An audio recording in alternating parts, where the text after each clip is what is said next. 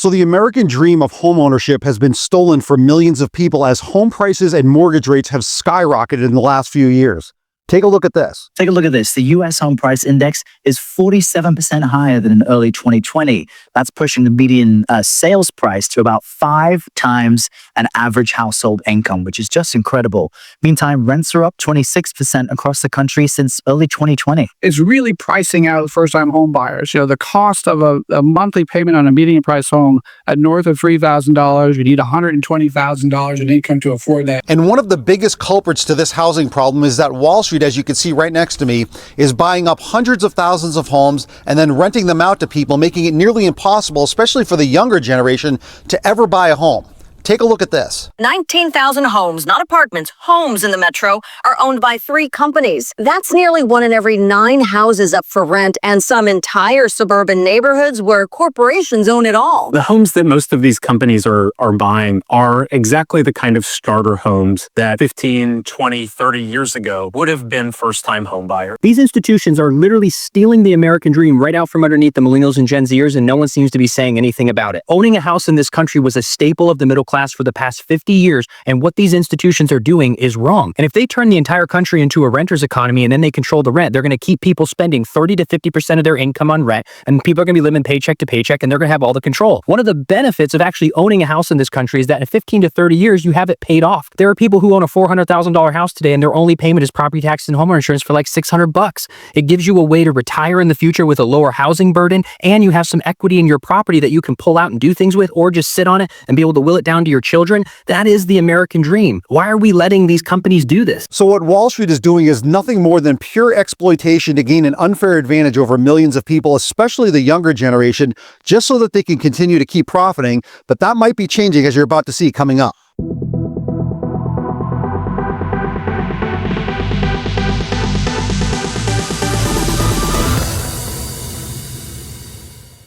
What's going on, my YouTube friends? This is Jerry Abbott, your #1 real estate resource here in beautiful Las Vegas. Hey guys, a couple of real quick things before we dive into the video. If this is your first time to the channel and you want to learn the cold hard facts about the U.S. economy, the U.S. real estate market, and specifically the Las Vegas real estate market, then make sure to subscribe to the channel down below.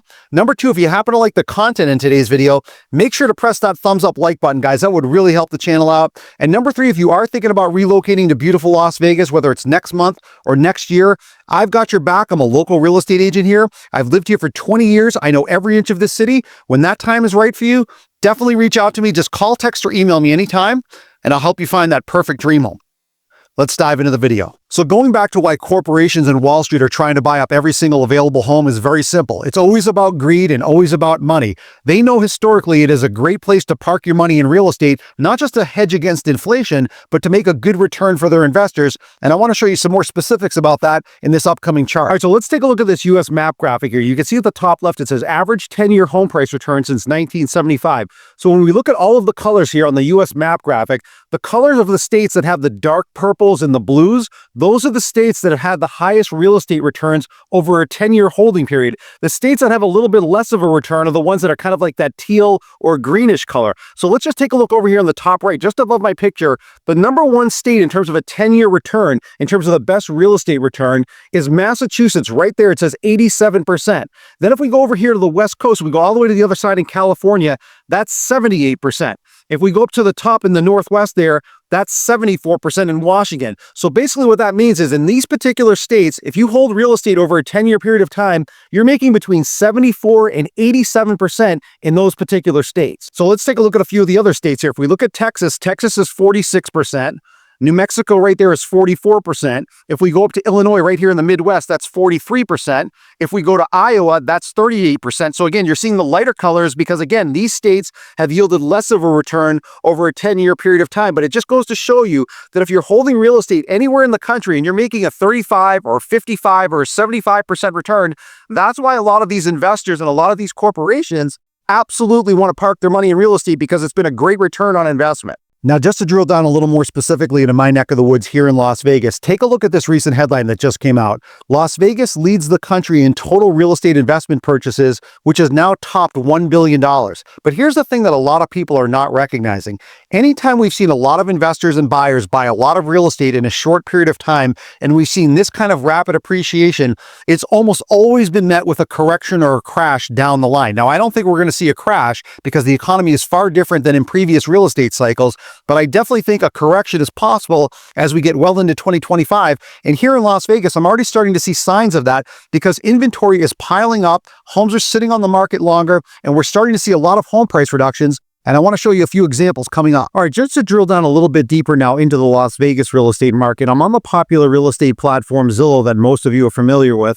And I wanted to show you just a few of the many examples that I find every single week on this platform, starting in the luxury category and then working down closer to the medium price point, just to show you one of two things, either massive overpricing by the sellers or homes that have already been reduced massively in price. Now, this week, I want to show you some homes that have been already reduced pretty heavily in price. And I want to start with this first one here. You can see on the left side of the screen, this luxury home is currently listed for $2,250,000. It's a 6-bedroom, 7-bath, 7,200 square foot home. But if you take a look down here in the bottom left, you can see that the Zillow estimate has this home at about $2,170,000. So they think that this home is about $80,000 overpriced still. You can see over here on this other highlight right there, there's a $373 a month HOA. But here's the thing. I want to show you the full pricing history down below just to show you what the sellers have done with this home in terms of the price and where it really should be selling for. All right, so take a look down at the bottom of the screen in the blue highlight. The date down there says 1/19/2021. So that's just a little bit less than 4 years ago, where this home was sold for $1,415,000. Now, if we look at the date just above it, you can see in that yellow highlight, it says 5/10/2024. So a little less than 3.5 years after the sellers bought this home, they renovated it, and then they put it on the market. You can see in this other yellow highlight right there for $2,850,000. So the sellers think in just about 3 years or so, with some renovations to the home, that the home doubled in value in a little over 3 years. And in the history of real estate, no home doubles in value ever in 3 years. They couldn't find a buyer because, again, it was massively overpriced. They dropped it, you can see just above it, to 2.8 million, then 2.7, then 2.5, and then the current list price right there at $2,250,000. Now, again, if we take a look up here in the upper left side where you see it says estimated market value, again, you can see the estimate. That's called the Zestimate from Zillow. They have it at $2,170,000. Now, here's the thing. Even though the sellers bought this home for $1.4 million, they listed it for almost $2.9 million. Even if they sell the home for, let's just say, $2 million, they're still going to make a very significant profit on this home. But here's the thing. If you're a buyer, and again, I know a lot of people obviously can't afford a multi-million-dollar home, but just being patient and not biting at the first original list price from these sellers just goes to show you that so many sellers are delusional in their original list prices, because likely this home is going to sell for the $2 million range, which is almost $1 million below the original selling price. So again, that's why I'm saying being patient is the prudent play, especially with luxury homes, because there is so much overpricing going on, not just here in the Las Vegas real estate market, but throughout the whole country. All right, so now let's take a look at this second example of another Las Vegas home for sale. Now we're definitely coming down in price. You can see on the left side of the screen, this home is currently listed for $749,000, but you can see just above it in that small red text, it says price cut, $46,000. That happened just a couple of weeks ago. This is a 5-bedroom, 4-bath, 3,500 square foot home. But again, I want to show you the full pricing history of this home and where the original list price was compared to the current list price right now. All right, so again, take a look down here at the bottom of the screen in the blue highlight. Down on the bottom left there, the date says 8/8/2013. So we're going back 11 years ago when this home was originally sold for just $420,000. Now, if we look just above it, you can see in this yellow highlight, 8/1/2024. So almost 11 years later exactly, this home was listed for sale for almost $900,000, $895,000 to be exact. That's a 112% price increase. Now, that happened over 11 years, and even that is a huge price appreciation amount in just 11 years, because again, this home was likely bought closer to the bottom of the last real estate fallout. So they were at $895,000 just this past summer in August. They couldn't find a buyer, and now they dropped it to $849 just above it. then $795,000, and then you can see the current list price right now at $749,000. So again, let's just stop and think about this example for a second. Back in August, this home was listed for just about $900,000, and now it's down to $749,000. That's just about a $150,000 price reduction in just the last few months because, again, the sellers were far too aggressive on the original list price, and even though they're likely going to make a handsome profit on the home because it was bought for $420,000 11 years ago, that doesn't mean they're going to get the number that they originally wanted. And you as a potential buyer doesn't mean you need to buy into those original list prices from the sellers because they are very much likely looking for a naive buyer that just wants to pay for their home because they think there's limited inventory out there and they think they're going to get the number that they want, but that's not the true value point. So again, being patient, sitting on the sidelines, and waiting for these price reductions from these sellers is likely going to continue, especially as inventory continues to pile up. All right, so now let's take a look at this third and final example of another Las Vegas home for sale. Now we're coming down well below the Las Vegas median home price, which again is about $475,000 to $480,000. You can see on the left side of the screen, this home is currently listed for just under $410,000, but just above that in that small red text, it says price cut $20,000. That happened again just a couple of weeks ago. This is a 3-bedroom, 2-bath, nearly 1,500 square foot home, but I want to show you the really crazy pricing structure of this particular home based on when the sellers originally bought this home compared to the current list price right now. All right, so one more time, focus your attention down here at the bottom of the screen in the blue highlight. Down in the bottom left there, the date says 2/15/2012. So I'm going back 12 years ago because that was the last time this home was sold. And if you can believe it, take a look over here on the right side of the highlight.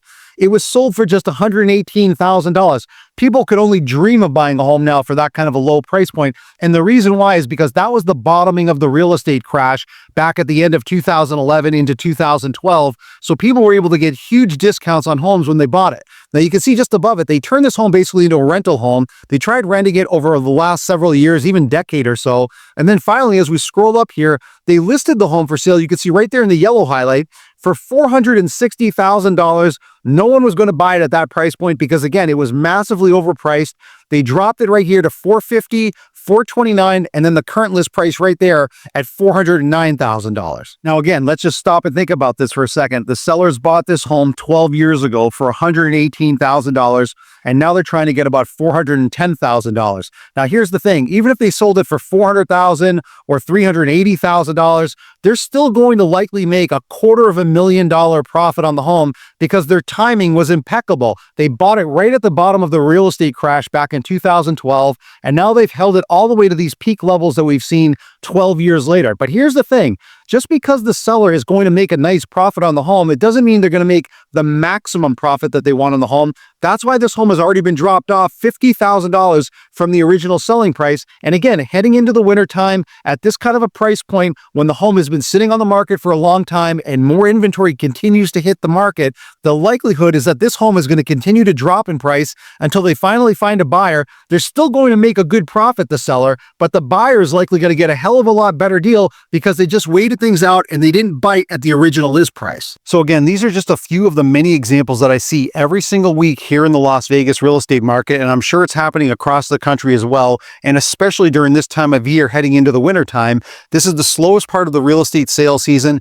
Inventory is spiking in most areas of the country. There's a lot of homes now sitting on the market for longer periods of time, and there's certainly more price reductions happening. So if you're looking at buying a home, doing so during this time period all the way through February is the best time historically to buy a home, or you can wait things out and see if we're going to see more price reductions as we go through the rest of 2025. So before we end today's video, I just want to give a shout out to my favorite comment from last week's video, and that goes to Dave. Now I'm going to put Dave's comments up here on full screen, which are actually really pretty interesting, and then I'm going to come back on the other side and comment on it. So Dave wrote, back in the early 70s, houses were about $15,000 to $30,000. In the early 80s, houses were $80,000 to $100,000.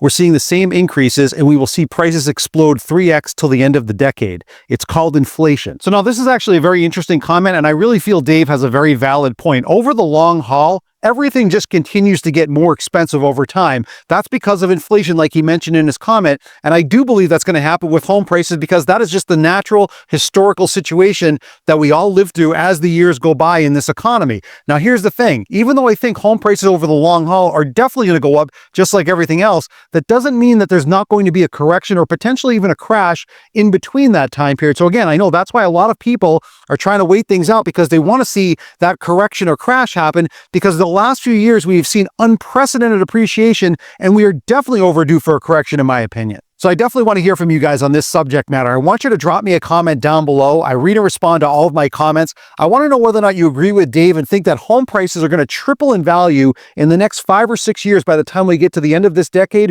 or do you think we're going to kind of have a reversion to the mean where home prices correct or even crash and stabilize from here? And my favorite comment from this week's video, I'm going to give a direct on-screen shout out to in next week's video. So just to close out the video, guys, there's 2 simple ways of looking at the real estate market right now. If you're looking at buying a home right now, regardless if it's here in Las Vegas or anywhere in the country, buying now between this time period and through the end of February in the wintertime is the slowest part of the real estate sales season. So you're likely going to get a better deal on a home if you're thinking about buying, especially if you're a cash buyer.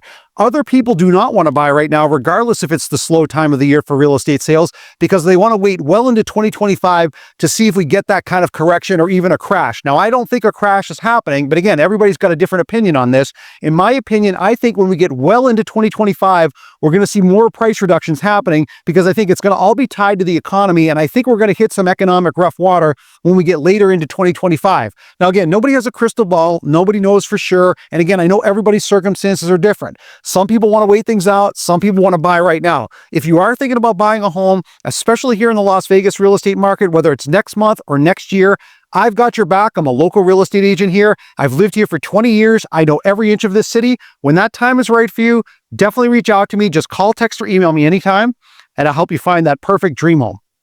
I'll see you guys in the next video.